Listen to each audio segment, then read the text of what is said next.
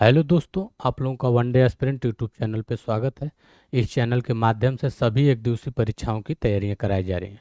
उसी श्रेणी में मैथ की क्लास इस पे शुरू कर दी गई है और आप लोगों को नंबर सिस्टम पढ़ाया गया, फिर एलसीएम एचसीएफ को पढ़ाया गया।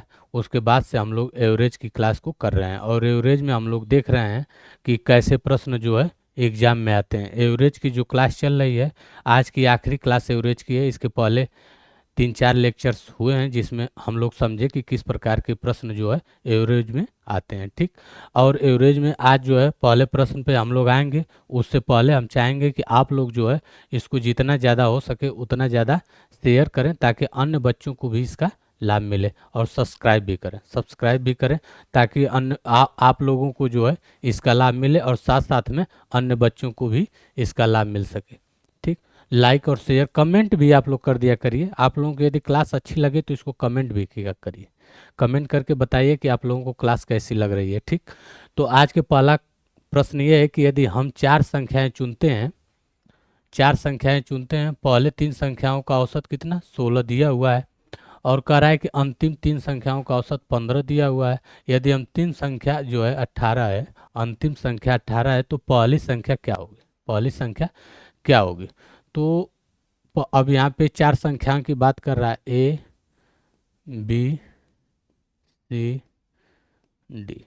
प्लस लिखना जरूरी नहीं है, इसको सीधे सीधे लिख लीजिए, ए बी सी डी। ये चार संख्याएं आपके पास हैं। कह रहा है कि पहले तीन संख्याओं का औसत दिया हुआ है, ए प्लस बी प्लस सी। अब औसत दिया हुआ है 16, तो इसमें तीन का गुणा कर देंगे तो ये क्या हो जाएगा? पहला समीकरण। ठीक। उसी प्रकार से कह रहा है कि अंतिम तीन संख्याओं का दिया हुआ है, तो यहाँ करिए b plus C plus D equal to 15 दिया हुआ है और गुणे तीन कर देंगे तो ये कितना हो जाएगा? 45। समीकरण नंबर 2। अब यहाँ से समीकरण, जब हम आप लोगों को बीजगणित पढ़ाएंगे, बीजगणित में जब समीकरण, द्विघात समीकरण और ये चीज़ों को जब बढ़ाएंगे तो उसमें बताएंगे कैसे होता है। फिलहाल थोड़ा सा यहाँ समझ लीजिए।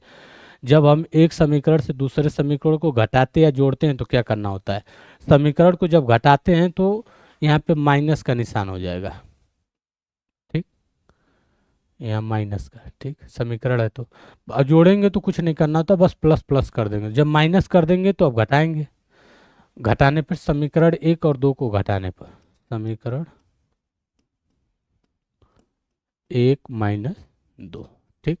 समीकरण एक माइनस दो करेंगे तो अब यहाँ से जब घटाएंगे तो यहाँ से ए बचेगा, बी से बी कट जाएगा, सी से सी कट जाएगा और माइनस डी बचेगा क्योंकि इसका निशान बदल गया है। ठीक उसी प्रकार से -45 और 48 है, तो 48 में से 45 को घटा देंगे तो कितना बचेगा? 3। यही समीकरण को जोड़ने और घटाने का मेथड होता है। ठीक। इसको आप लोग समझते रहिए। जब हम अगली क्लास को जब बीजगणितीय समीकरणों को पढ़ाएंगे तो वहाँ पे बहुत अच्छे तरीके से आप लोगों को समझाएंगे। फिलहाल इसको यहाँ समझ लीजिए इतना सा। अब ये a माइनस डी बराबर 3 हो गया है, तो अंतिम कह रहा है कि अंतिम संख्या दी हुई है 18, ए डी का मान दिया हुआ है, तो यहाँ 3 और ये डी जब इधर जाएगा तो प्लस हो जाएगा और मान रख देंगे 18, टोटल मान आ जाएगा 21। तो ए का मान आपका निकल के आ गया कितना? 21। ठीक। अब अगले क्वेश्चन पे हम लोग चलेंगे। अगला क्वेश्चन देखिए आप लोगों के सामने है कि 1 से 19 तक की संख्याओं का औसत ज्ञात करना है। कह रहा है कि 1 से 19 तक, 3 4 कहाँ तक? 19 तक की संख्याओं का औसत ज्ञात करना है। हमने जब एवरेज की पहली क्लास, औसत की जब हमने पहली क्लास शुरू की थी तभी हमने बताया था कि जब भी समांतर श्रेणी आए या कोई श्रेणी आए, यदि वो समांतर श्रेणी बन रही है तो उसका औसत निकालने के लिए हम लोगों को क्या करना होता है? पहला पद और अंतिम पद को जोड़ के 2 से भाग देते थे। ठीक। यही मेथड यहाँ पे प्रयोग करेंगे, पहला पद और अंतिम पद। अब समांतर श्रेणी का जो नियम है क्या होता है कि इन सब का सार्वंतर सेम होना चाहिए। सार्वंतर, नंबर सिस्टम में हमने सार्वंतर, नंबर सिस्टम में हमने इसको अच्छे से बताया है कि सार्वंतर कैसे निकाला जाता है। 2 में से 1 को घटाइए या 3 में से 2 को घटाइए, मान हमेशा बराबर आएगा। क्या आएगा? मान हमेशा बराबर आएगा। ठीक। तो यहाँ सार्वंतर 1 है, तो ये समीकरण कैसा हो गया? ये श्रेणी कैसी हो गई? ये श्रेणी जो है कैसी हो गई? समांतर श्रेणी, पैरेलल सीरीज, पैरेलल सीरीज, समांतर श्रेणी, समांतर श्रेणी। ठीक, अब समांतर श्रेणी जब ये हो गया है आप लोगों के सामने, बस इसका सूत्र है आसान सा, पहला पद प्लस अंतिम पद अपान 2 कर देंगे। पहला पद यहाँ से आपका हो जाएगा 1, अंतिम पद 19 दिया हुआ है, अपान 2 कर देंगे तो ये हो जाएगा 20/2 अपान 10। आंसर आ जाएगा कितना, 2 से कट जाएगा 10 आएगा। ठीक, तो इस तरह से जो है 1 से 19 तक की संख्याओं का औसत कितना हो जाएगा, 10। ठीक, बाकी यदि अंतिम पद यहाँ नहीं दिया हुआ है, केवल n पदों तक लिख रहा है, यहाँ n या कह रहा है कि इसको 200 पदों तक, 200 पदों तक, तो यहाँ पे nवां पद निकालने के लिए, nवां पद यदि निकालना है तो आप लोगों को नंबर सिस्टम में जाके लेक्चर देखना होगा कि नंबर सिस्टम में कैसे समांतर श्रेणी का nवां पद या अंतिम पद निकालने की विधि है। ठीक, वहाँ से लेक्चर को आप लोग देखिए और इसको देखे रहेंगे तभी ऐसे प्रश्नों को कर पाएंगे। ये तो एक छोटा सा प्रश्न है, एग्जाम में आया हुआ था, इसको मैंने कराया। बड़े बड़े प्रश्न इसमें आ जाते हैं। कहने का मतलब यह है कि यहाँ जो है 200, 400, 500, 1000 तक दे देगा और कहेगा कि जो है इसका मान निकाल के आप लोग बताइए। तो यहाँ पे आपको आसान बस यही है कि पहला पद और अंतिम पद ज्ञात करिए, 2 से भाग दे दीजिए, समांतर श्रेणी का जो है मान निकल के चला आएगा। ठीक, अगले प्रश्न पे आते हैं। मई का समय है, औसत दैनिक व्यय 10 रुपया दिया हुआ है। जून का कह रहा है कि 14 रुपया है और जुलाई का कह रहा है 15 रुपया है। तो 3 महीने का अनुमानित पूछ रहा है। तो अनुमानित में कुछ नहीं आप लोगों को करना है, एक अनुमानित व्यय देख लेंगे, निर्धारित कर लेंगे कैसे। 3 महीने का है, पहले महीने का 10 है, दूसरे महीने का कह रहा है 14 है, तीसरे महीने का कह रहा है 15 है, जोड़ के 3 से भाग दे देंगे। यहाँ बस एक चीज़ थोड़ा सा आप लोगों को ध्यान देना है कि ये मई, जून और जुलाई का रहा है, तो मई में 31 दिन होता है, जुलाई में 31 दिन होता है, तो यहाँ एक एक दिन बढ़ रहा है, एक एक दिन बढ़ रहा है। तो जो ये एक एक दिन बढ़ रहा है उसी को ये इसी वजह से यहाँ पे अनुमानित दैनिक व्यय की बात कर रहा है। क्या कर रहा है, अनुमानित दैनिक व्यय की बात कर रहा है, नहीं तो ये सीधे सीधे पूछ लेता। तो यहाँ से जो मान निकल के आएगा वही मान जो है आपका हो जाएगा, जोड़ लीजिए, ये हो जाएगा 39/3, 15, 14, 29, 10, 39, 3, तो 13, कितना मान आ जाएगा, 13। अब जोड़ के भी निकालेंगे यदि आप, तो ये 3 महीने का कितना हो जाएगा, 30, 3, 90, 92 दिन हो जाएगा। और ये जो है 31 का गुणा यहाँ 10 में करेंगे, यहाँ 30 का गुणा 14 में कर देंगे, फिर यहाँ जो है 15 दिया हुआ है तो 31 का गुणा 15 में कर देंगे। और अब इन तीनों को क्या करेंगे, आपस में जोड़ेंगे। क्या करेंगे, आपस में जोड़ेंगे और जोड़ने के बाद जो मान आएगा उसमें 92 से भाग दे देंगे, वही मान निकल के आएगा। लगभग 13 के आसपास ही आएगा, एक आध अंक इधर उधर होगा, नहीं तो लगभग 13 के आसपास ही आएगा। तो इस वजह से इसका आंसर जो है 13 मान लिया जाएगा, क्योंकि एग्जाम में इतना समय नहीं होता और एग्जामिनर ऐसे प्रश्न इसीलिए बनाता है कि ताकि कभी कभी क्या होता है कि आपको समझ में नहीं आएगा, आप टोटल मान निकालने की कोशिश करेंगे और आपका समय जो है जाया चला जाएगा, खराब होगा। इसी प्रकार से अगले प्रश्न को देखिए, कह रहा है कि सोमवार, मंगलवार, बुधवार औसत तापमान दिया हुआ है। क्या दिया हुआ है, औसत तापमान। कह रहा है सोमवार मंडे प्लस मंगलवार ट्यूसडे प्लस वेनेसडे बुधवार, इन तीनों का मान जो है औसत दिया हुआ है कितना, 41, और टोटल निकालना है तो कितना हो जाएगा, 123 डिग्री सेंटीग्रेड। ठीक, ये समीकरण नंबर 1, इसको बनाइए। ठीक, उसी प्रकार से जैसे पहला क्वेश्चन हम लोगों ने किया है।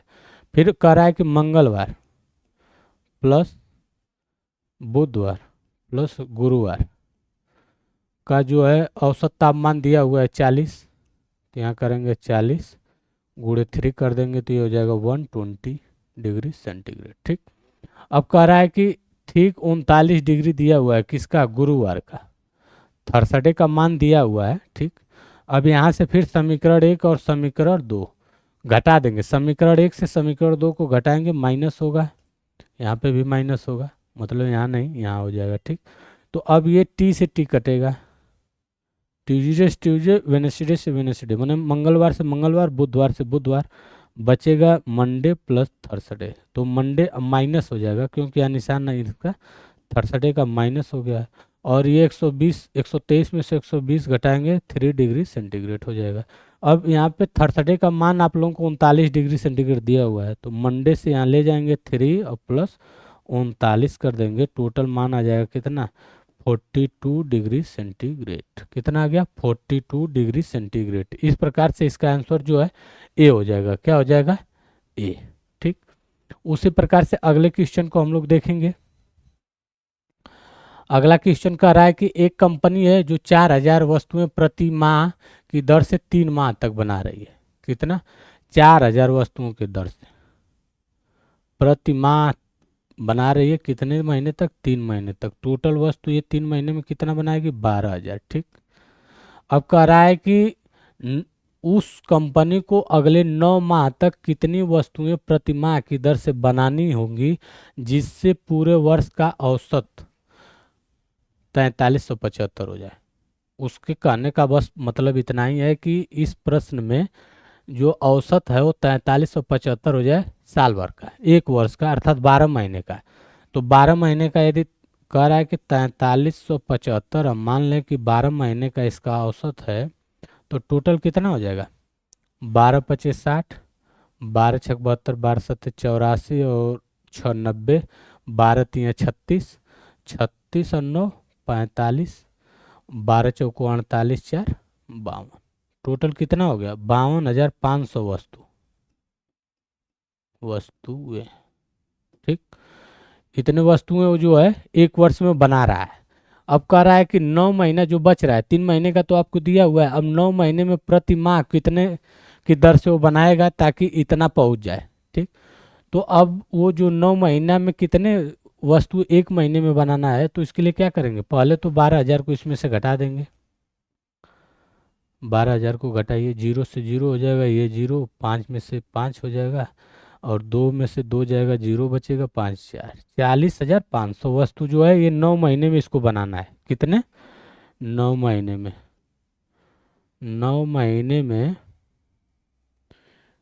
9 महीने में इसको कितना बनाना है 40,500। तो अब क्या करेंगे, एक महीने में इसको कितना बनाना होगा 40,500 अपॉन 9 कर देंगे, तो यही मान आ जाएगा। करिए, 9 चौको 36, 4 और 5 9 पचे 45 0। ठीक, तो इतने वस्तुएं जो है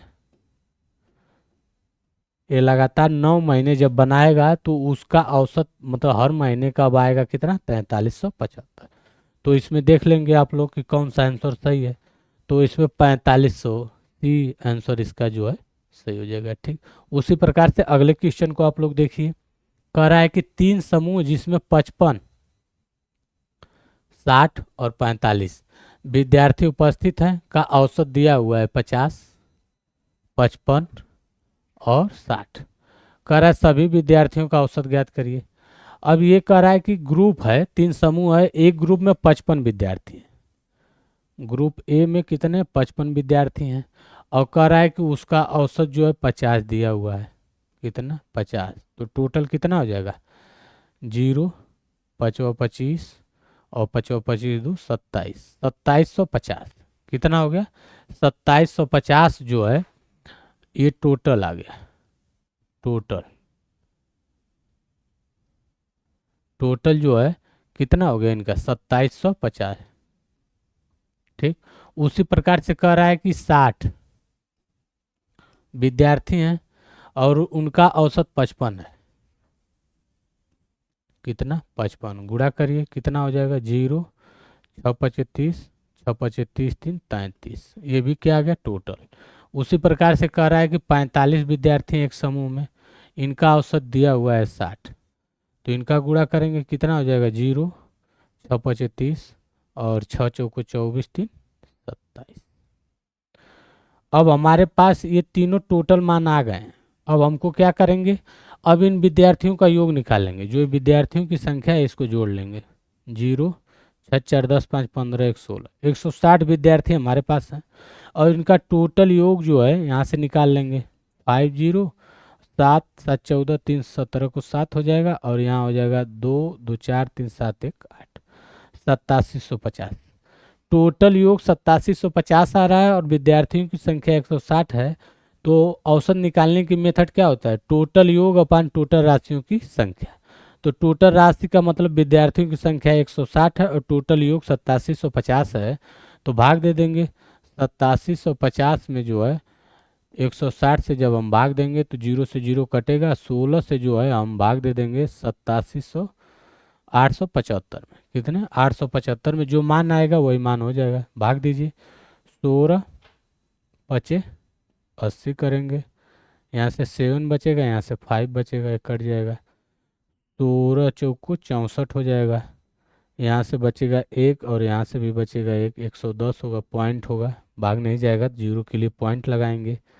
अब यहाँ से 16 से फिर करेंगे तो 16 छक्का 96 कर देंगे, यहाँ से जो मान आएगा 10 में 6 जाएगा 4 होगा, और यहाँ से हो जाएगा 10 10 1 हो जाएगा, जीरो हो जाएगा, लगभग यहाँ 7 बार जाएगा, 7 8 8 छक्का 48, 8 कम में 8 4 12, 8 बार जाएगा, 8 छक्का 48 और 8 कम में 8 4 12, मतलब 16 बटे 128, कितना हो गया 128, 12 शेष बचेगा। अब इसके आगे करते जाएंगे, अब मिला लेंगे कि 2 अंक तक जो है 54.68 इसका औसत आ रहा है, कितना आ रहा है 54.68, तो इसी को देख लेंगे ऑप्शन में कौन सा मिल रहा है, 54.68 पहला, दूसरा ऑप्शन जो है इसका सही हो जाएगा। आप लोगों को लगभग एवरेज के हमने सारे प्रश्न जितने टाइप्स थे सब हमने आप लोगों को बताया। अब मैं चाह रहा हूं कि आप लोग जो है इस क्वेश्चन को करें कि 3 संख्याओं का औसत जो है 60 दिया हुआ है, प्रथम संख्या सभी संख्याओं का योग का 1/4 है। अब 3 संख्याएं दी हुई हैं ए बी और सी, ये 3 संख्याएं आपके पास हैं, कह रहा है कि प्रथम संख्या जो है सभी संख्याओं का योग का 1/4 है, कह रहा है कि प्रथम संख्या जो है तीनों संख्याओं के योग का क्या है 1/4 है, अपान 4 कर देंगे तो ये क्या हो जाएगा इसके बराबर हो जाएगा। अब कह रहा है प्रथम संख्या ज्ञात कीजिए, तो यहाँ हो जाएगा 4a equal to a plus B plus C, क्या हो गया a plus B plus C. अब कह रहा है कि a plus B plus C, अब यहाँ दिया हुआ है औसत, प्रथम जो 3 संख्याएं आप लोगों के पास हैं इसका औसत दिया हुआ है, तो इसका योग निकालने के लिए आप लोग क्या करेंगे 60 गुणे 3 कर देंगे, तो ये जो है 36 18 180 हो जाएगा। यही मान जो है यहाँ रख देंगे, क्या करेंगे 180, ठीक। तो यहाँ से a का मान निकल के आएगा, अपान 4 कर देंगे तो ये हो जाएगा कितना 4 चौको 16, और ये हो जाएगा 2 और 0 4 5 20, अर्थात यहाँ से निकल के आपका आ गया a का मान 45, सॉरी a का मान कितना हो गया 45, ठीक। इस तरह से जो है इसका मान आप लोग निकाल लेंगे, और हम चाहेंगे कि आप लोग इसको जो है जितना ज़्यादा हो सके उतना ज़्यादा शेयर करें और कमेंट भी करें, ताकि हमको भी पता चले आप लोगों को क्लास कैसी लग रही है। शायद आप लोगों को क्लास अच्छी लगे, क्योंकि हमने पूरी कोशिश की है कि एवरेज पढ़ाते समय एवरेज में जितने प्रश्न बन सकते हैं एग्जाम के दृष्टि से सारे प्रश्नों को यहाँ पे लाया गया है, और साथ साथ में ये सारे प्रश्न जो है एग्जाम में आए हुए हैं, क्या हैं एग्जाम में आए हुए हैं। और हम चाहेंगे कि आप लोग इसको जो है पूरी की पूरी वीडियो देखा करें, क्या करें पूरी की पूरी वीडियो जो है देखा करें। एक प्रश्न और आप लोग देख लीजिए, एक प्रश्न देखने का मतलब यह है कि जैसे दे देता है 1 का स्क्वायर प्लस 2 का स्क्वायर प्लस 3 का स्क्वायर, ऐसे करके दे देगा, कहेगा 20 का स्क्वायर या 19 का स्क्वायर, कितना 19 का स्क्वायर। अब कह देगा कि इसका मान ज्ञात कीजिए, औसत ज्ञात कीजिए, क्या करेगा औसत। ऐसे प्रश्न का औसत ज्ञात करने के लिए आप लोग क्या करेंगे, तो हमने एक सूत्र आप लोगों को बताया हुआ था कि इनका योग ज्ञात करना है, तो पहले योग फल जानिए, योगफल। अब योगफल निकालने का यहाँ महत्व क्या है, योगफल। अब योगफल निकालने का यहाँ महत्व ये है कि जब किसी भी श्रेणी या समूह का औसत पूछता है तो सभी संख्याओं का योग अपान उस समूह के जो दी हुई संख्या है उस संख्या हो जाएगी, मतलब राशियों की संख्या, मतलब समूह में जितनी राशियां हैं जितने व्यक्ति हैं उनकी संख्या हो जाएगी, ठीक। तो योगफल पहले निकालेंगे। तो योगफल निकालने के लिए नंबर सिस्टम में ऐसे प्रश्नों के लिए हमने आप लोगों को सूत्र बताया था कि n कोष्टक में n+1 2n+1 अपान 6 क्या हो जाएगा 6। यह जो है इन औसत कहने का मतलब इन संख्याओं का योगफल कैसे निकलेगा, n कोष्टक में n+1 अपान n+1 कोष्टक में 2n+1 अपान 6। यह जो है इस संख्या के इस श्रेणी का जो है योगफल निकालने का तरीका है। यहाँ से योगफल निकालेंगे और संख्या कितनी है 19, एक से लेके शुरू होकर 19 तक जा रही है, तो टोटल संख्या कितनी हो जाएगी 19। नंबर ऑफ राशि, नंबर ऑफ राशि जो हो जाएगी मतलब राशियों की जो संख्या होगी वो कितनी हो जाएगी 19, और इसी से जब इसमें भाग दे देंगे तो जो मान आएगा वही मान जो है इसका औसत हो जाएगा। क्या हो जाएगा औसत हो जाएगा। इसी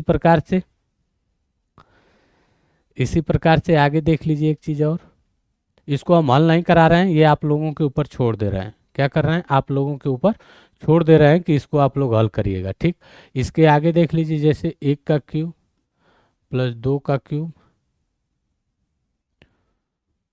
प्लस 3 का क्यूब प्लस 4 का क्यूब, ऐसे चला जाएगा 100 का क्यूब।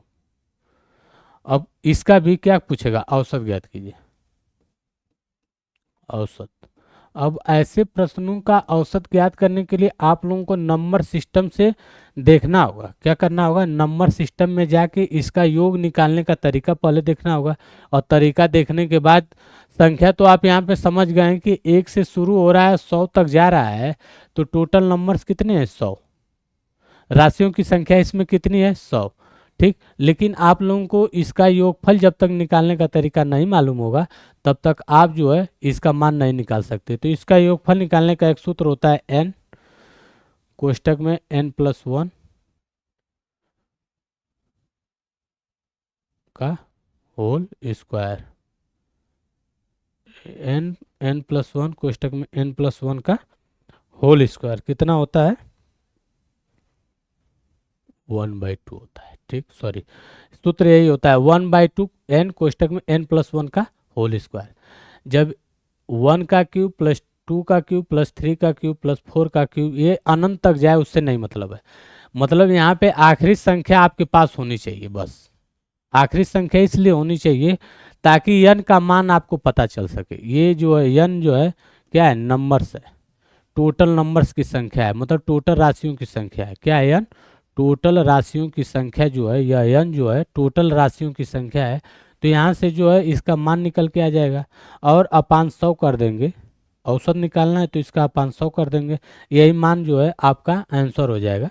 ठीक, तो इसको आप लोग करिएगा, नहीं समझ में आएगा तो आप लोग कमेंट करिएगा, हम इसको जो है फिर से अगली क्लास में आप लोगों को बता देंगे। और आज की क्लास को हम यहीं समाप्त करेंगे, और एवरेज भी समाप्त हो गया। अगले दिन हम आप लोगों के साथ एक नई टॉपिक के साथ जुड़ेंगे, और आज की क्लास हम यहीं विदा लेते हैं। धन्यवाद।